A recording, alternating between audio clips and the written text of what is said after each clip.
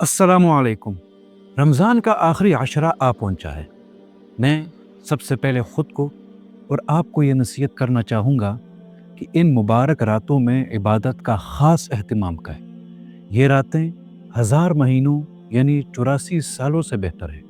गोया कि अगर आपने इन रातों में क़याम किया तो ये ऐसा ही है जैसे आपने 84 साल मुसलसल इबादत की हो। इसलिए कोशिश करें कि इन रातों को मुकम्मल तौर पर इबादत में गुजारें ताकि शब कदर का अजर हासिल कर सकें। दूसरी अहम बात यह है कि सदका देना ना भूलें, चाहे मामूली ही क्यों ना हो। मसलन खजूर का एक टुकड़ा ही क्यों ना हो।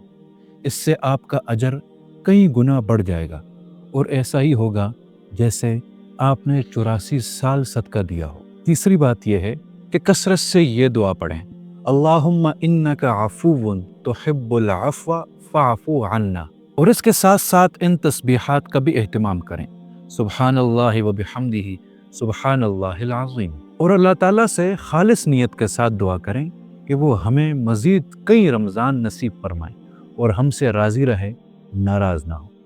वस्सलाम।